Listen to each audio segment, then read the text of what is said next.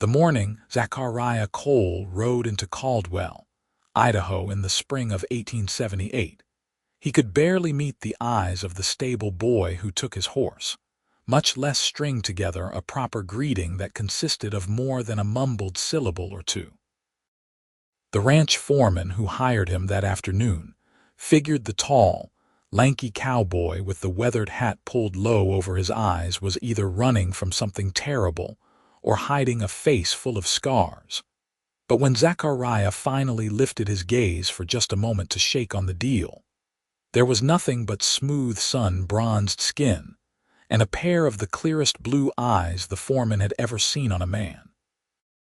No, this one was just painfully, achingly shy, the kind of shy that made a man's shoulders hunch and his voice catch in his throat like he was swallowing broken glass every time he tried to speak. Delilah Armstrong noticed him on his third day in town, which was remarkable only because Delilah noticed everything and everyone, and she made sure they noticed her right back.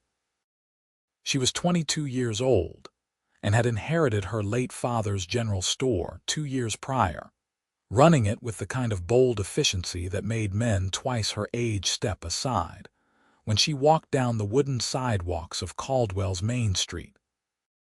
Her honey-colored hair was always pinned up in a style that was just fashionable enough to turn heads but practical enough for a woman who spent her days hauling flour sacks and keeping ledgers, and her green eyes missed absolutely nothing that happened in her town. She wore dresses in deep jewel tones that her mother back in Boston would have called unladylike for an unmarried woman. But Delilah had stopped caring what her mother thought around the same time she realized that being ladylike in the Idaho territory meant dying of boredom or loneliness, and she refused to suffer either fate. Zachariah had come into the store to buy tobacco and a new pair of work gloves, and he had stood at the counter for a full minute before Delilah even realized he was trying to get her attention. He had not called out, had not cleared his throat with any real volume, had simply stood there with his hat in his hands and his eyes fixed on a knot in the wooden counter like it held the secrets of the universe. When she finally turned from organizing a shelf of canned goods and saw him standing there, she watched the color rise in his face from his collar all the way to his hairline. "Well, good morning," she said brightly, wiping her hands on her apron and crossing to the counter. "What can I help you with today?" He opened his mouth and nothing came out. His jaw worked like he was chewing on the words, trying to break them down into something manageable, but they would not come. Finally, he simply placed the gloves on the counter and gestured vaguely toward the tobacco on the shelf behind her. Delilah tilted her head, studying him with open curiosity rather than the impatience or mockery another shopkeeper might have shown. The rolling tobacco or the pipe tobacco? Rolling, he managed, the single word seeming to cost him something. She retrieved it and rang up his purchase, and when she told him the total, he counted out the exact change with fingers that trembled just slightly. Their hands did not touch during the exchange, but Delilah found herself wishing they had, just to see if this strange, silent cowboy would bolt like a startled deer or if he might surprise her and stay. "You are new at the Patterson Ranch, are you not?" she asked as he gathered his items, desperate to keep him there just a moment longer for reasons she could not quite name. He nodded once, still not meeting her eyes. "Well, welcome to Caldwell," she said warmly.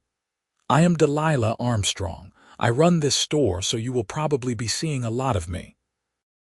"What is your name, Zachariah?" he whispered to the floorboards. "Cole." "It is very nice to meet you, Zachariah Cole," she said, and she meant it with an intensity that surprised her. There was something about this man, something in the careful way he moved and the obvious effort it took him to exist in the world, that made her heart ache with a tenderness she had never felt for the bold, brash cowboys who usually tried to win her attention. He nodded again and fled, the bell above the door chiming his escape. Delilah watched him through the window as he untied his horse and rode away, sitting tall in the saddle despite the way he seemed to fold in on himself whenever he was on the ground. She realized she was smiling and shook her head at her own foolishness. The man could barely speak to her. What was she thinking? But she was thinking about him that night as she closed up the store, and the next morning when she opened it, and 3 days later when he came back for more tobacco and managed to whisper good morning in return when she greeted him. It was progress, she decided. Tiny, infinitesimal progress, but progress nonetheless. The other women in town thought Delilah had lost her mind. She took her lunch at the hotel restaurant twice a week with Martha Chen, whose family ran the laundry, and Sarah Kowalski, the schoolteacher, and they were merciless in their teasing when Delilah mentioned the new cowboy. The one who looks like he is trying to disappear into his own shadow. Martha asked, her dark eyes dancing with amusement.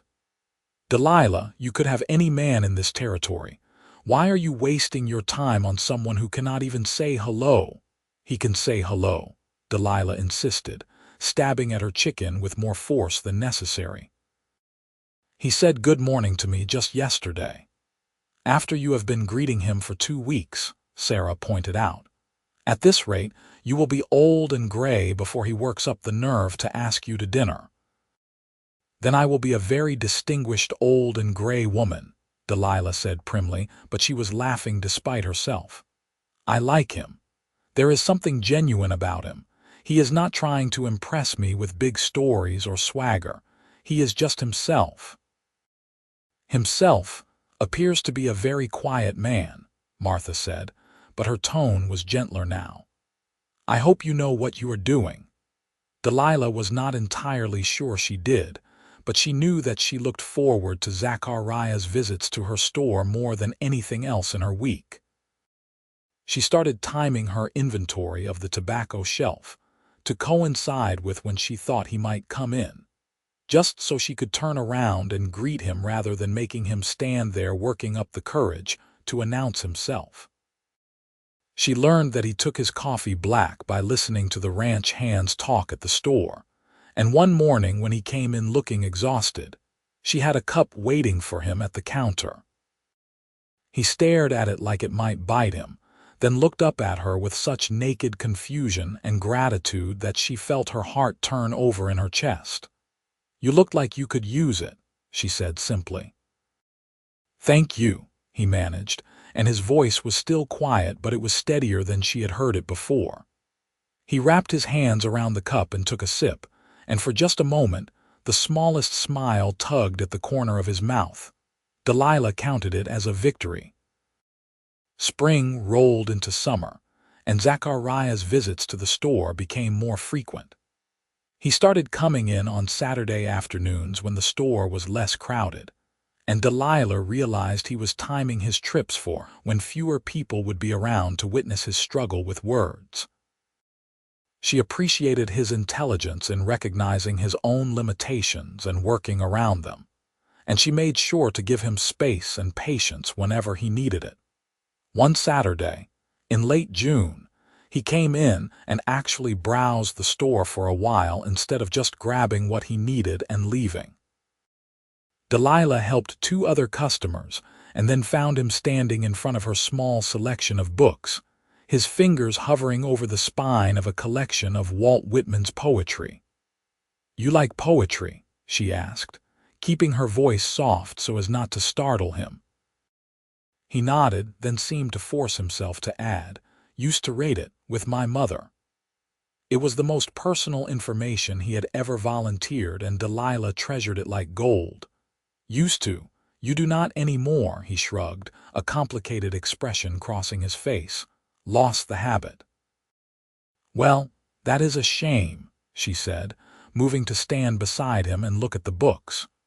Poetry is good for the soul. My father used to say that a day without poetry was like a day without sunshine. Zachariah glanced at her sideways, and for the first time since she had met him, he held her gaze for more than a second. "He sounds like he was a good man." "He was," she said, her throat tightening with the familiar grief. "I miss him every day. He died 3 years ago." Hart gave out right behind that counter. "I am sorry," Zachariah said, and the quiet sincerity in his voice made her believe he truly was. "Thank you," she said. "What about your parents? Are they still back wherever you came from?" She watched him shut down, the walls going up so fast she almost heard them slam into place. His eyes dropped to the floor and his shoulders hunched, and she knew she had pushed too far, too fast. "I apologize," she said quickly. "I did not mean to pry." He shook his head, a jerky, uncomfortable movement. "It is all right. They are gone, long time ago." "I am sorry," she echoed his words back to him, and they stood there in silence for a moment, two people who had lost the ones they loved most, surrounded by shelves of goods and the quiet afternoon light filtering through the store windows. Zachariah bought the book of poetry, and when he left, he paused at the door and looked back at her. "Thank you, Miss Armstrong, for being kind." "Delilah," she corrected gently. "Please call me Delilah." "Delilah," he repeated, and the way he said her name, careful and reverent like it was something precious, made her skin warm. After that, things changed between them in ways that were subtle but unmistakable. Zachariah started staying longer during his visits, sometimes 10 or 15 minutes, just standing at the counter and listening while Delilah talked about her day or the latest gossip in town.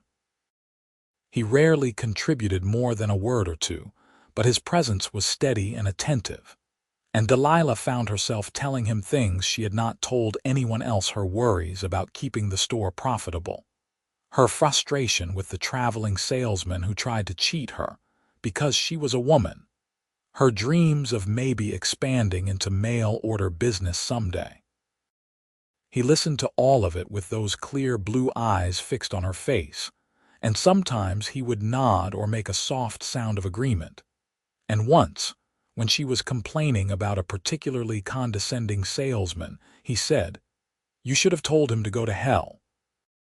Delilah had laughed so hard she nearly cried, both because the sentiment was exactly what she had been thinking, and because hearing Zachariah Cole string together a full sentence felt like witnessing a miracle.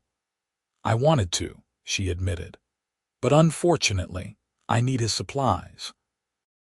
"Still should have," Zachariah said, and there was the faintest hint of humor in his voice that made her want to hear him laugh, to see what he looked like when he was truly happy instead of just comfortable. The town, naturally, noticed the development of their unusual friendship. Caldwell was small enough that everyone knew everyone else's business, and the sight of the boldest woman in town spending so much time talking to the shyest cowboy any of them had ever met was simply too good not to gossip about. The ranch hands teased Zachariah mercilessly, which Delilah discovered one afternoon when she overheard them outside her store. "Going to see your sweetheart, Zach," one of them called out as Zachariah tied his horse to the rail. "Maybe today he will actually ask her to step out with him," another one laughed. "He would have to say more than 2 words for that to happen," a third chimed in. Delilah watched through the window as Zachariah's shoulders hunched and his hand stilled on the hitching post. She felt anger flare hot in her chest at the casual cruelty of it, at the way they were mocking him for something he could not help. She marched to the door and threw it open, fixing the 3 cowboys with her most withering glare. "Do you gentlemen have business in my store, or are you just loitering because you have nothing better to do?" she asked, her voice sharp as broken glass. They shuffled their feet and mumbled apologies, tipping their hats to her before wandering off down the street. Zachariah still had not moved, his face burning with humiliation. "Ignore them," Delilah said firmly. They are idiots.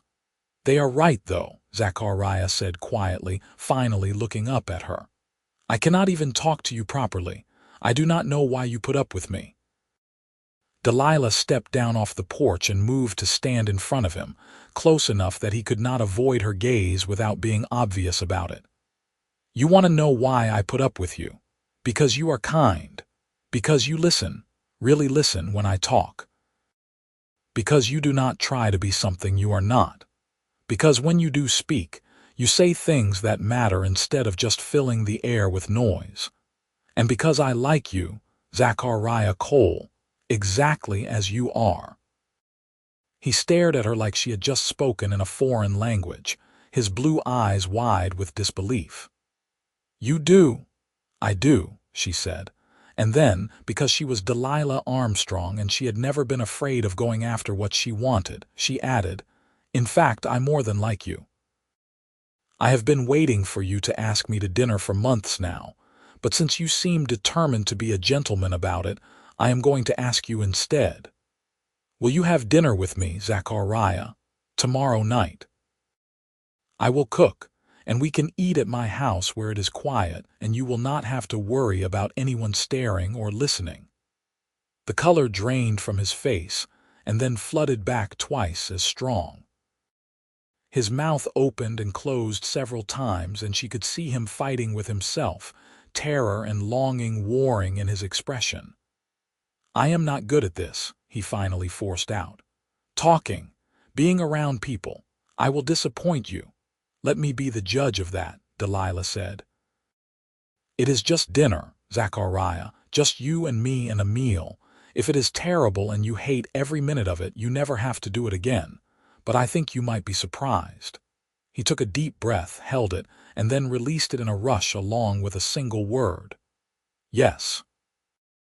Delilah felt her face break into a smile so wide it almost hurt. Yes.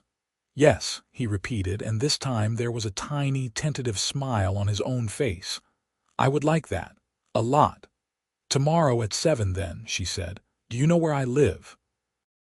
The house behind the store, he said immediately, then seemed embarrassed that he had revealed he knew where she lived. That is right, she said, not mentioning that she found it endearing rather than strange. I will see you then.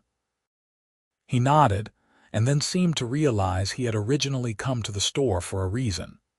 I should get my supplies.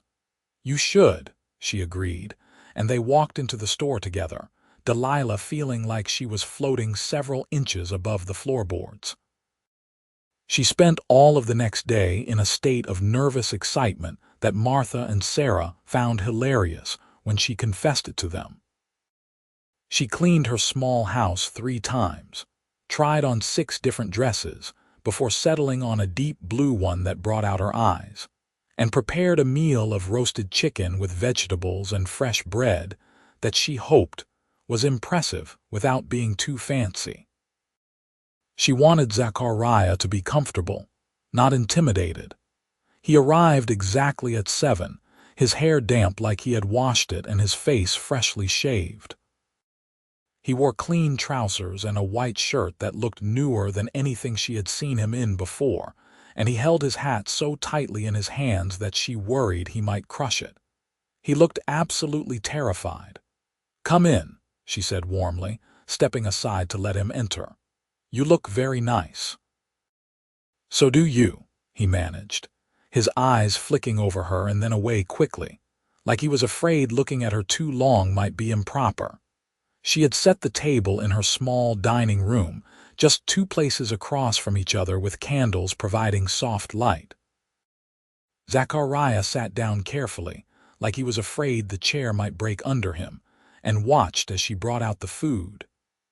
This looks wonderful, he said, and she noticed that his voice was a little steadier in the privacy of her home, without the weight of other people's eyes on him. I hope it tastes as good as it looks, she said, serving them both. I am a decent cook, but I am no chef. They ate in silence for a few minutes, and Delilah resisted the urge to fill the quiet with chatter. She had invited Zachariah here to be comfortable, and she knew that meant giving him space to find his words in his own time. Finally, he set down his fork and looked at her directly. "I want to explain about why I am like this." "You do not have to," Delilah said quickly. "Not if you do not want to." "I want to," he said. "You deserve to know. If we are going to do this, whatever this is, you should know." Delilah nodded and waited, her heart beating faster. Zachariah took a breath and began to speak, the words coming slow but steady, like he was pulling them up from some deep well inside himself. "I grew up in Missouri. Small farm, nothing special. My father was a hard man. Not mean exactly, but hard. Did not believe in soft words or showing feeling. My mother was gentle, loved poetry and books and music, but she was quiet about it. Had to be to survive with him." He paused, gathering himself. "I was shy even as a boy. Father hated it. Said I needed to toughen up, stop hiding behind my mother's skirts. When I was 12, he started sending me to town alone to do business. Thought it would force me to talk, to be a man. Instead, I just got quieter. People in town started saying there was something wrong with me, called me simple or touched in the head. Made my father angry, which made things worse at home." Delilah felt her chest tighten with sympathy, but she stayed silent, letting him continue. "When I was 16, my parents both died. Fever swept through our county, killed dozens. I survived, but they did not. The farm went to pay their debts, and I had nothing. I have been drifting ever since, working ranches, trying to find a place where people do not look at me like I am broken." His eyes met hers, vulnerable and honest. "Until I came here. Until you started talking to me like I was just a regular person, like I mattered." "You do matter," Delilah said fiercely. "And there is nothing broken about you, Zachariah. You are shy. That is not a character flaw, it is just who you are." "Most people do not see it that way," he said. "Then most people are fools," she declared. "I see a man who is thoughtful and kind, a man who works hard and treats people with respect. A man who loves poetry and listens when I talk and makes me feel like I am the only person in the world when he looks at me the way you are looking at me right now." Zachariah's breath caught.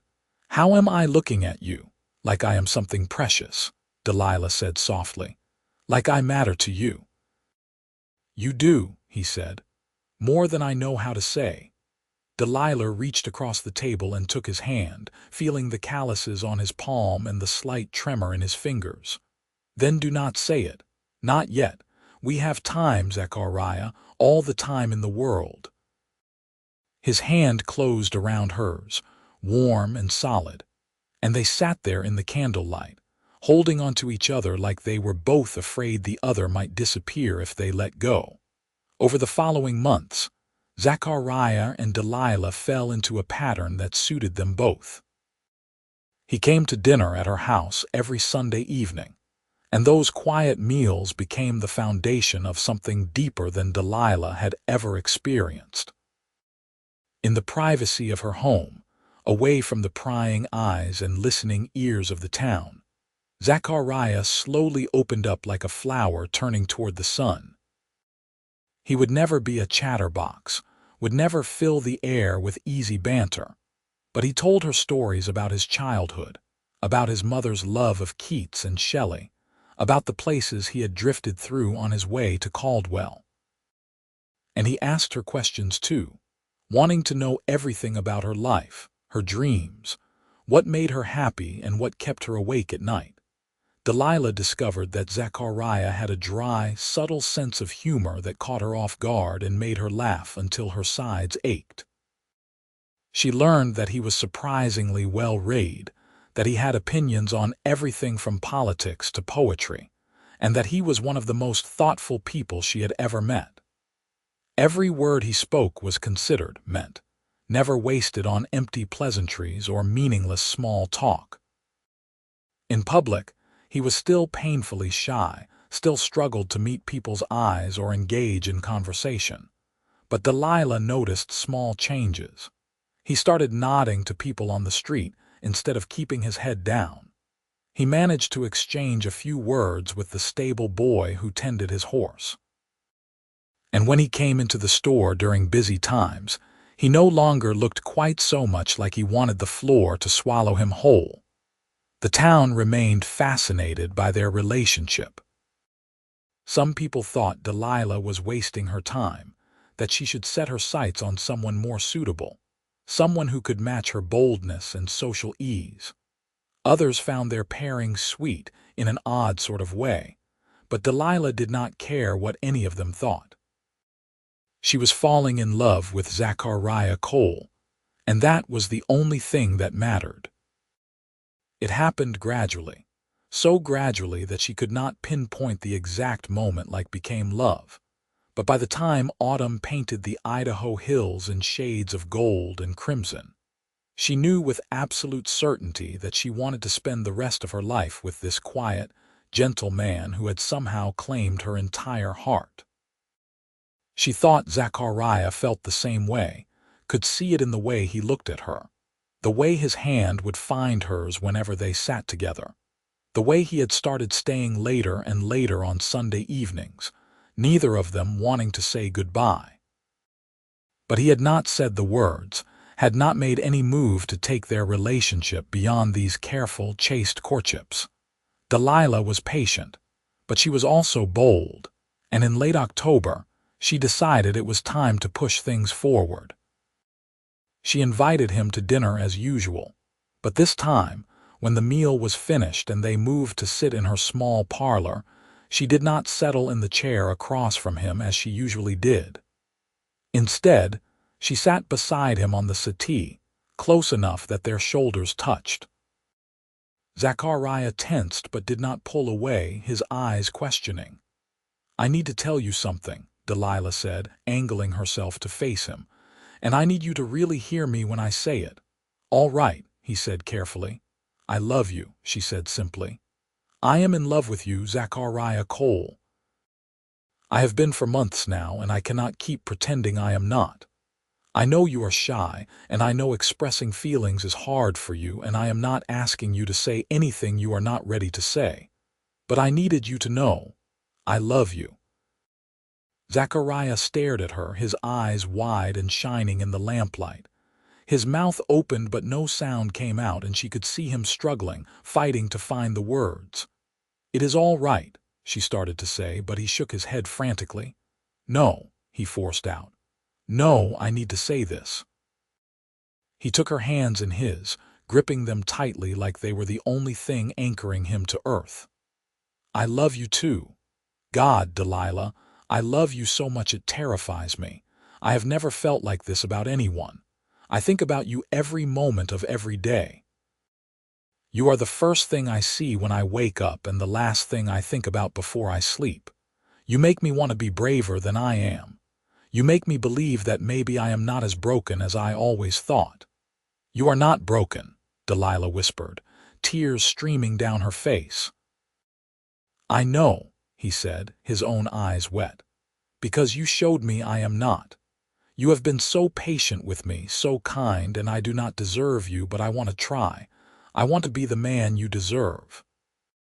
"You already are," she said, and then she kissed him, closing the distance between them and pressing her lips to his.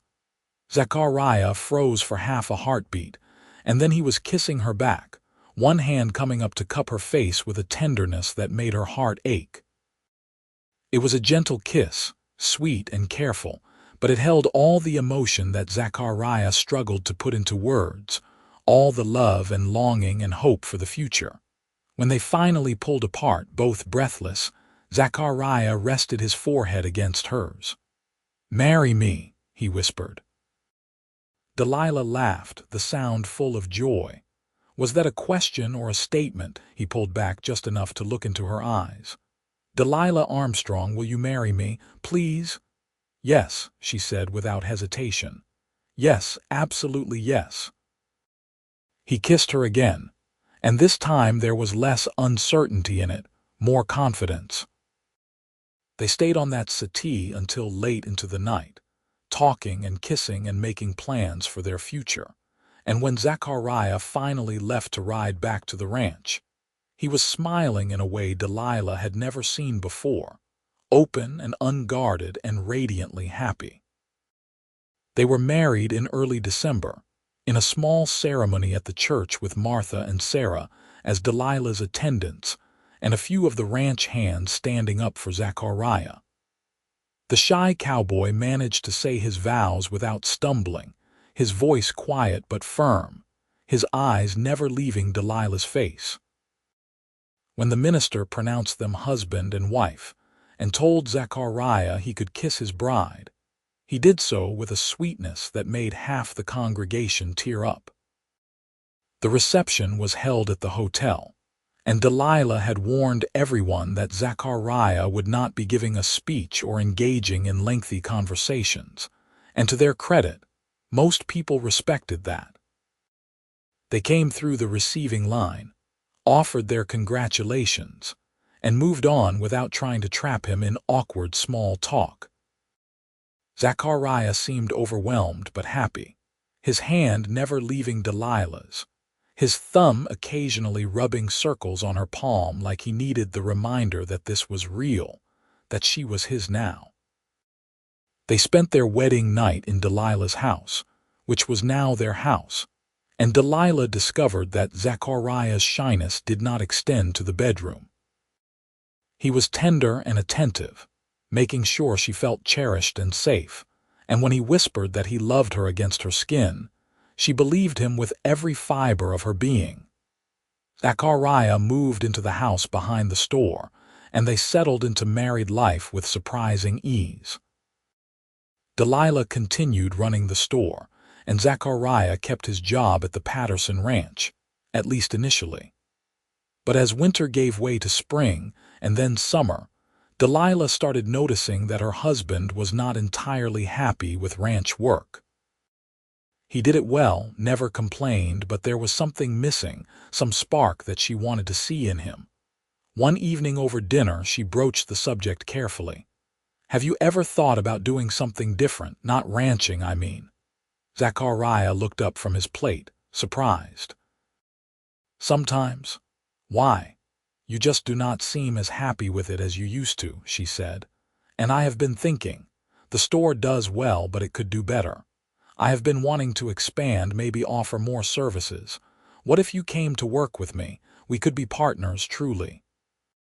"I do not know anything about running a store," Zachariah pointed out. "You could learn," Delilah said. "And besides, I am not talking about you running the front. I know that is not your strength.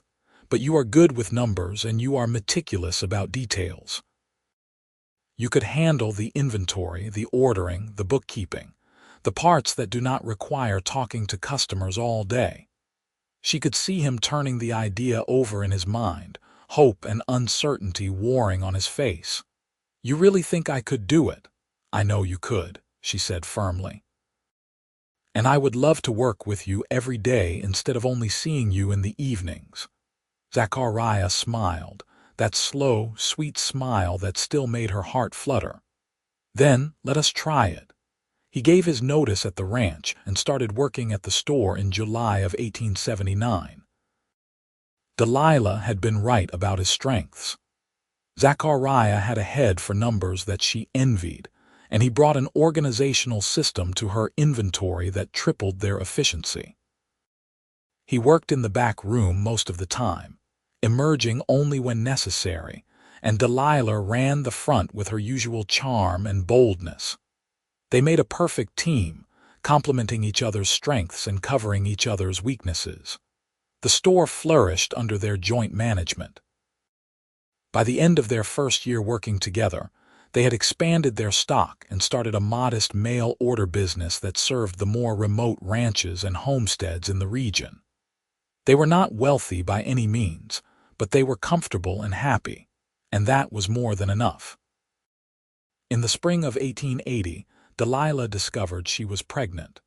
She told Zachariah over dinner, simply and directly, and watched as his face went through a series of emotions so quickly she could barely track them all. Shock, fear, wonder, and finally, pure joy. "A baby," he said, his voice barely above a whisper. "We are having a baby." "We are," she confirmed, reaching across the table to take his hand. "How do you feel about that?" "Terrified," he admitted. "But happy." "So happy, Delilah." "Me too," she said. "Both of those things." Pregnancy suited Delilah. She glowed with health and energy, continuing to work at the store right up until the last month, when Martha and Sarah finally convinced her to rest. Zachariah was attentive to the point of being comical, constantly asking if she needed anything, if she was comfortable, if he should fetch the doctor. Delilah found his worry endearing even when it was excessive. Their son was born in November of 1880, a healthy baby boy with his father's blue eyes and his mother's determination. They named him Marcus, after Delilah's father, and Zachariah cried when he held his son for the first time, tears streaming down his face as he marveled at the tiny life they had created. Fatherhood transformed Zachariah in ways Delilah had not expected. He was gentle and patient with Marcus, spending hours just holding him and talking to him in that soft, quiet voice. And somehow, caring for their son seemed to ease some of Zachariah's shyness with the rest of the world. He started greeting people more readily, engaging in brief conversations without looking like he wanted to disappear. It was as if becoming a father had given him a new kind of courage, a reason to push past his own comfort because he wanted his son to have a father who was present and engaged. Marcus was 2 years old when Delilah got pregnant again, and their daughter Ruth was born in the summer of 1883. She had her mother's green eyes and her father's quiet disposition, and Zachariah doted on her shamelessly.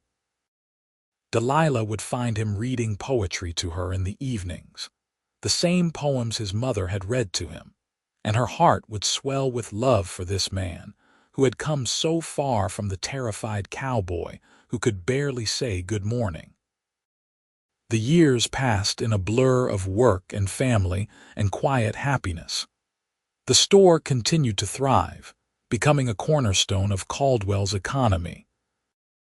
Zachariah never became what anyone would call outgoing, but he found his place in the community, respected for his fairness and his sharp mind even if he did not say much. People stopped seeing him as the shy cowboy and started seeing him as Delilah's husband, Marcus and Ruth's father, the man who kept Armstrong General Store running like clockwork. In 1885, they bought the building next to the store and expanded, adding more space for inventory and a small section dedicated to books and newspapers.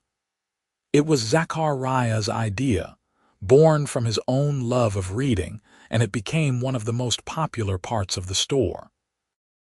Children and adults alike would browse the shelves, and Zachariah, in his quiet way, became known for his ability to recommend just the right book for each person. Delilah watched her husband blossom over the years, becoming more comfortable in his own skin, and she fell in love with him over and over again. There were hard times, of course. Marcus got sick with pneumonia when he was 5 and nearly died, and Delilah and Zachariah spent 3 terrifying days at his bedside before the fever finally broke. They weathered economic downturns that threatened the store, harsh winters that made travel and supply deliveries nearly impossible, and the usual struggles of raising children and running a business. But through it all, they had each other.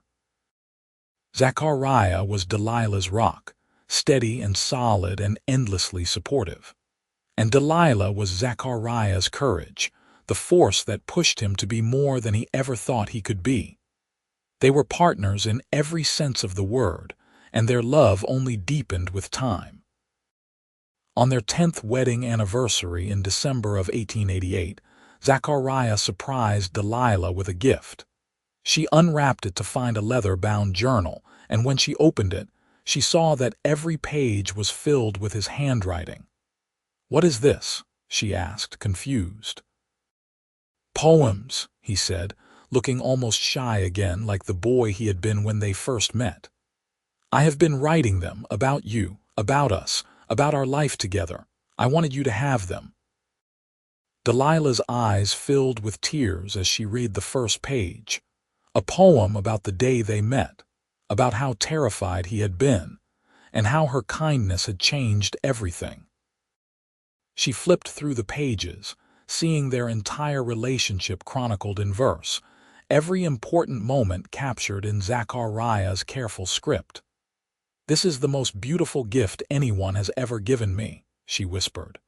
"You gave me my life back," Zachariah said simply. "You saw something in me that no one else did. You waited for me when you had no reason to. You loved me when I could barely speak to you. Everything good in my life exists because you chose me." "I will always choose you," Delilah said, setting the journal aside and moving into his arms. "Every single day for the rest of my life I will choose you."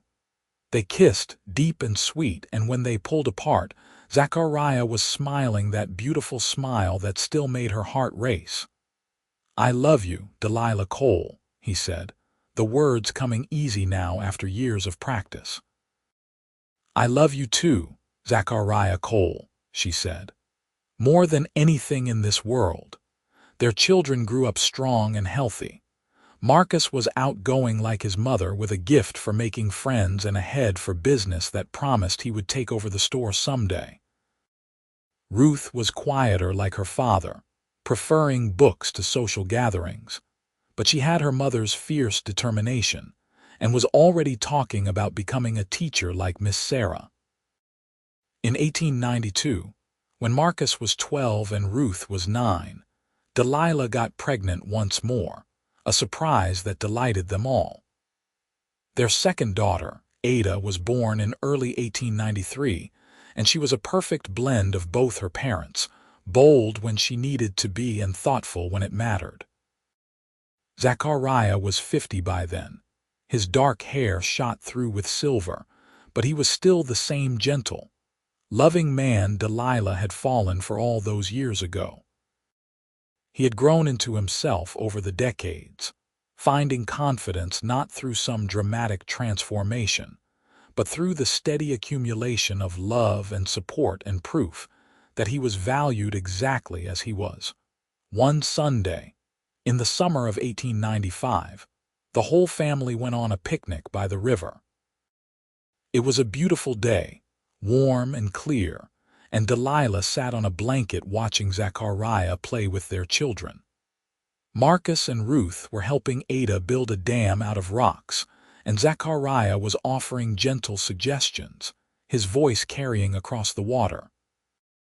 Martha and Sarah had come along with their own families, and they sat beside Delilah, watching the scene with fond amusement.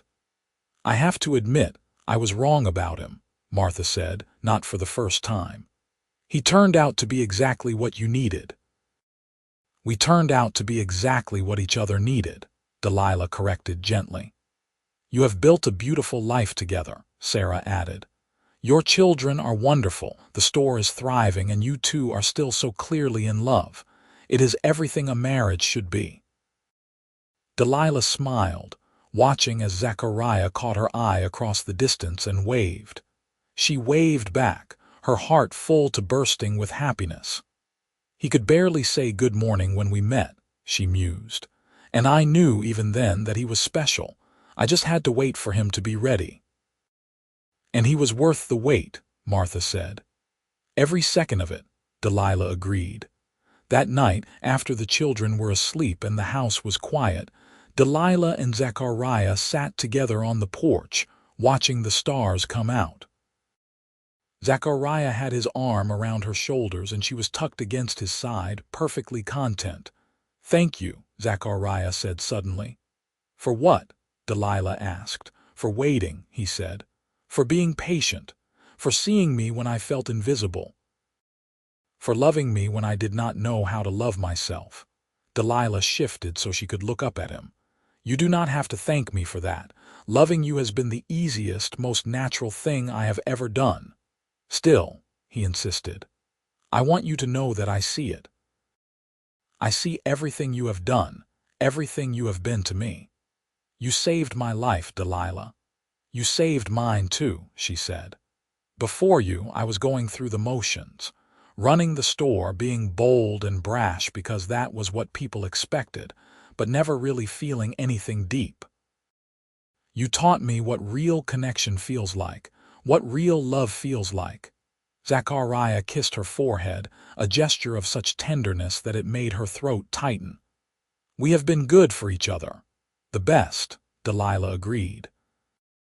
They sat there until late into the night, talking about the children and the store and their dreams for the future. Zachariah wanted to see Marcus take over the business someday, wanted to make sure Ruth got the education she craved, wanted to watch Ada grow up and discover who she was meant to be. Delilah wanted all those things too and more. She wanted decades more of this, of sitting on the porch with her husband and watching the stars, and knowing that she was exactly where she was supposed to be. As the years continued to pass, the Cole family became a fixture in Caldwell. The store remained the heart of the town's commerce, and Zachariah and Delilah were known as fair dealers and kind employers. They hired young people who needed work, gave credit to families struggling through hard times, and quietly helped out their neighbors whenever they could. Marcus did eventually take over the store when he turned 25 in 1905, demonstrating the same business acumen his mother had shown and the same attention to detail his father possessed. He married a lovely woman named Clara, and they gave Delilah and Zachariah their first grandchildren, twin boys who were holy terrors and utterly adored. Ruth became a teacher, just as she had always planned, taking over for Sarah Kowalski when Sarah retired in 1902. She married one of her fellow teachers, a kind man named William who shared her love of books and learning, and they had 3 daughters who kept them constantly entertained. Ada, their youngest, surprised everyone by developing a passion for medicine. It was unusual for a woman, but with her parents' full support and encouragement, she pursued her studies and eventually became a nurse, working at the hospital in Boys and coming home to Caldwell whenever she could. Zachariah and Delilah watched their children flourish with pride and joy, and as they grew older together, their love only deepened. Zachariah's hair went completely white, and Delilah's honey-colored locks faded to silver, but to each other, they were still the young people who had fallen in love in a small general store in Idaho. Zachariah never did become a talkative man. Even in his 70s, he was quiet and reserved, more comfortable listening than speaking.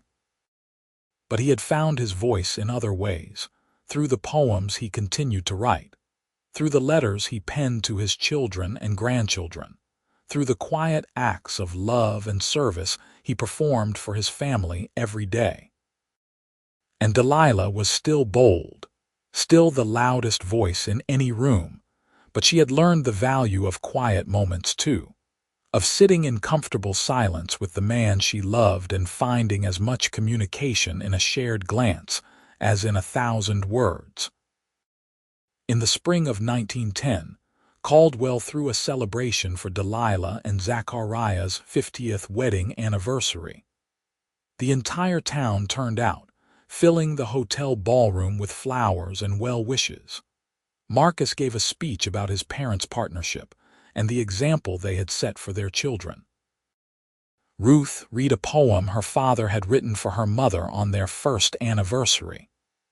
Ada presented them with a book filled with letters and memories from everyone they had touched over the years.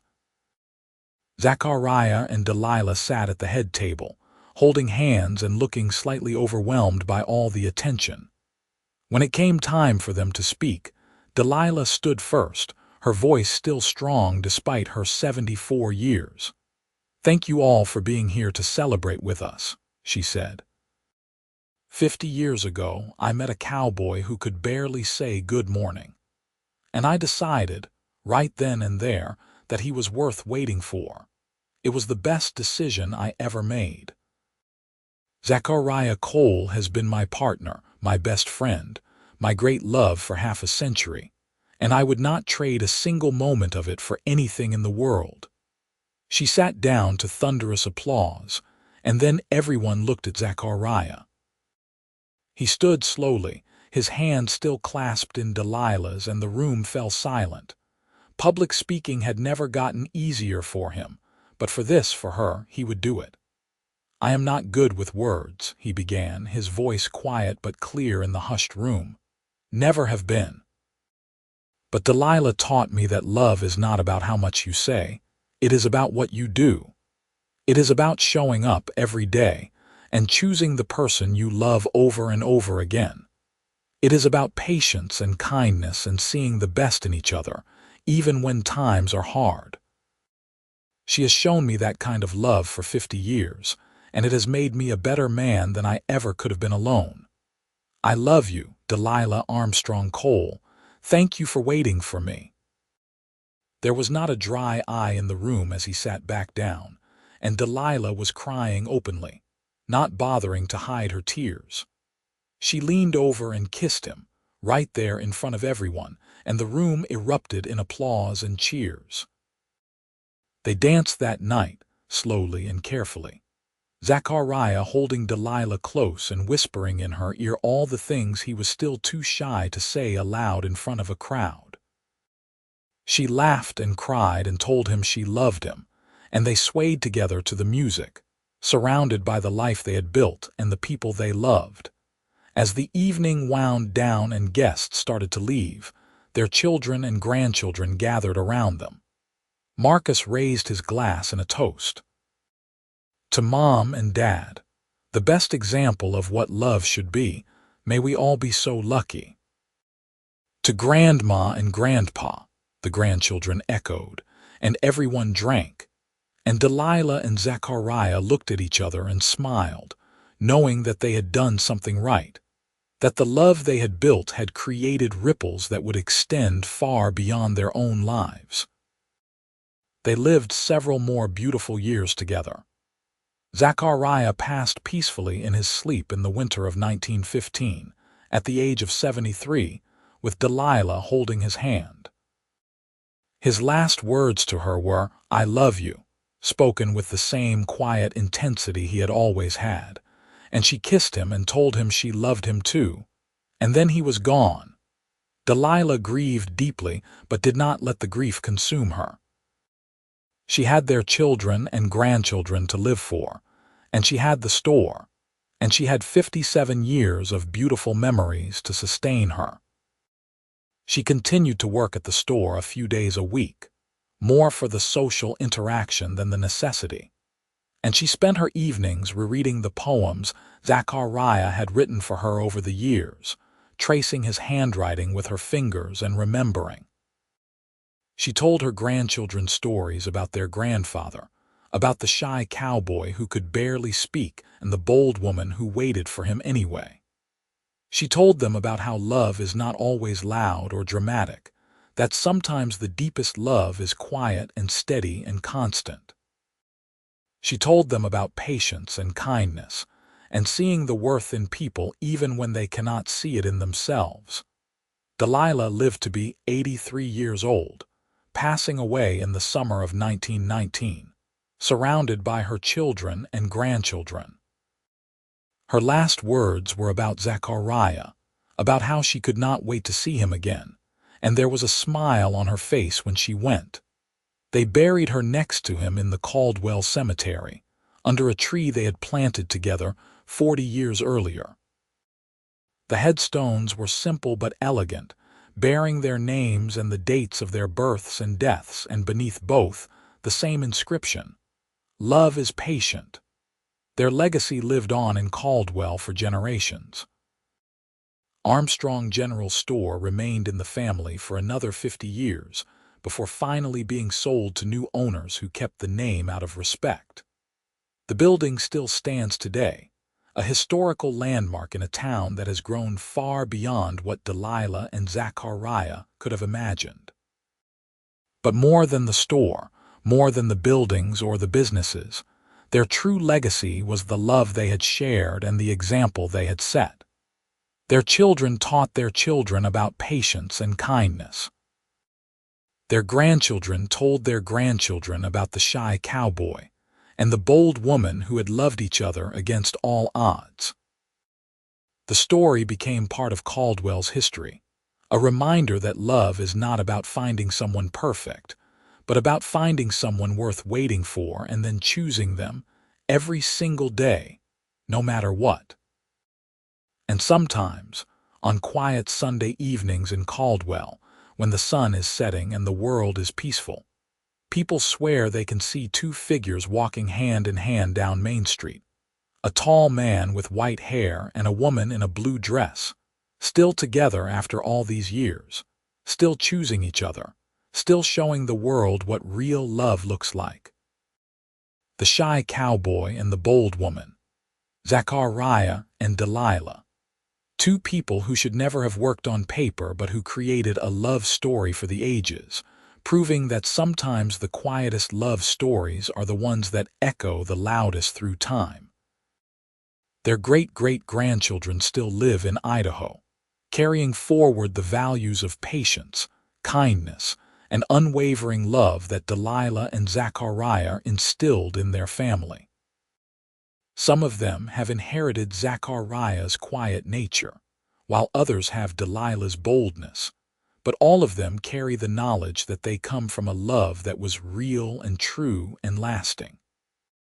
The poems Zachariah wrote for Delilah were eventually published by one of their great-granddaughters in 1975, a small collection titled Waiting for Love, the poetry of Zachariah Cole. They are simple, heartfelt verses about everyday moments, about watching his wife work in her store, about holding his children, about the quiet joy of a shared life. They have never been bestsellers or won any major awards, but they remain in print to this day, beloved by readers who appreciate their sincerity and emotional honesty. In Caldwell, the Historical Society maintains a small exhibit about the Cole family and their contributions to the town's development. There are photographs of Delilah standing proudly in front of her store, of Zachariah in his later years surrounded by grandchildren, of their children and the businesses they built. There are copies of old ledgers from the store, showing the meticulous record-keeping Zachariah had implemented. There are letters and poems and newspaper clippings about their 50th anniversary celebration, but the most popular item in the exhibit is a simple photograph from their wedding day. Delilah is beaming at the camera with that bold, confident smile that had captured so many hearts. And Zachariah is not looking at the camera at all.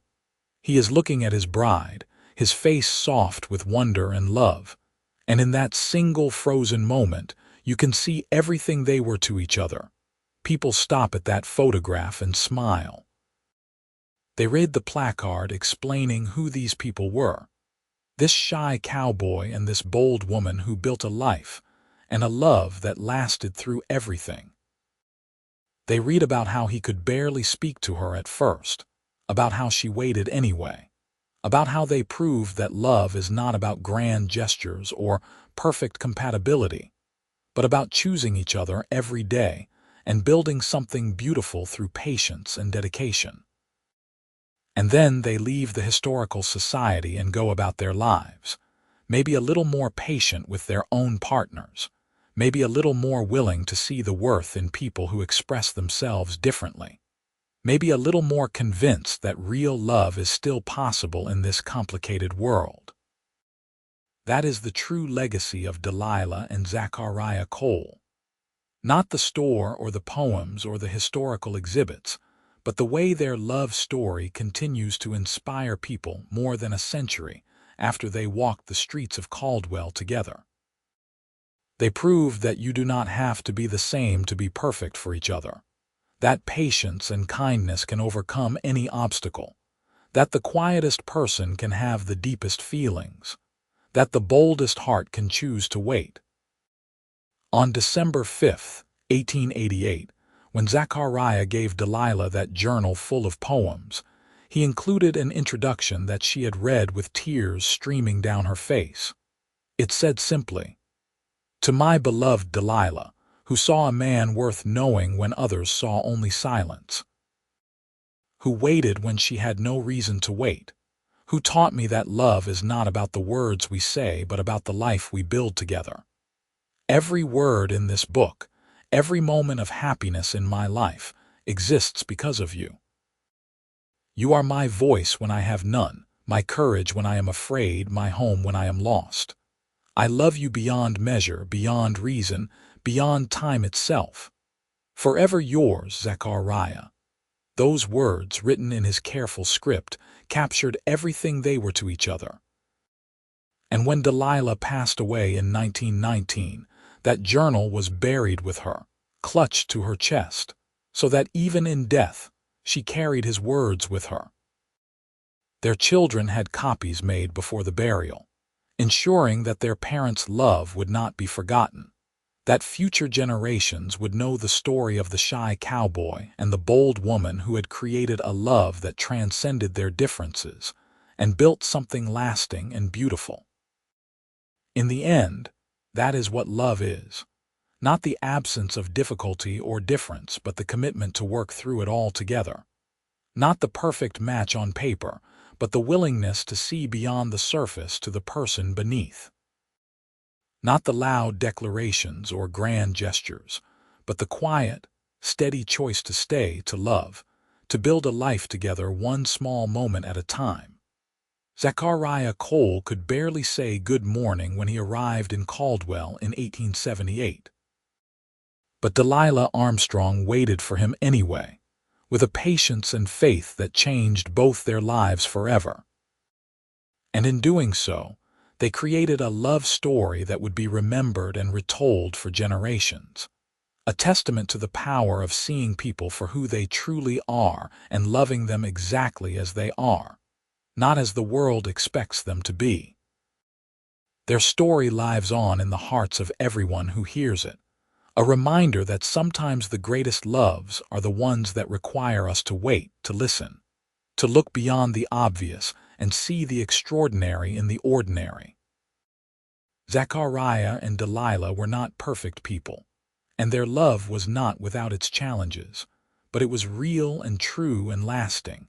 And in a world that often feels starved for genuine connection, their story offers hope, hope that love still exists, hope that patience is still a virtue worth practicing, hope that somewhere out there is someone who will see us for who we truly are and choose us anyway, choose us especially, choose us with their whole heart, the shy cowboy and the bold woman. Zachariah and Delilah Cole. Caldwell, Idaho, 1878 to the end of their days. A love story written not in grand gestures but in quiet moments, patient waiting, and the steady accumulation of a lifetime spent choosing each other. A love story that reminds us all that the best things in life are worth waiting for, and that sometimes the greatest courage is not in speaking loudly but in loving deeply, completely, and without reservation. And if you visit Caldwell today and walk down Main Street in the evening when the light is golden and soft, you might feel their presence still lingering in the old town they helped build. You might sense the echo of their love in the familiar buildings and the friendly faces. You might understand, just for a moment, what it means to love someone so completely that your story becomes immortal, passed down through generations as a reminder of what is possible when two imperfect people commit to building something perfect together. That is the gift Delilah and Zachariah gave to the world. Not just a successful business or a large family or a collection of poems, but a living example of love at its finest, love at its most patient and kind and true. And that gift continues to give, continues to inspire, continues to remind us all that real love is not found but built, not perfect but worth it, not easy but absolutely, undeniably, beautifully real.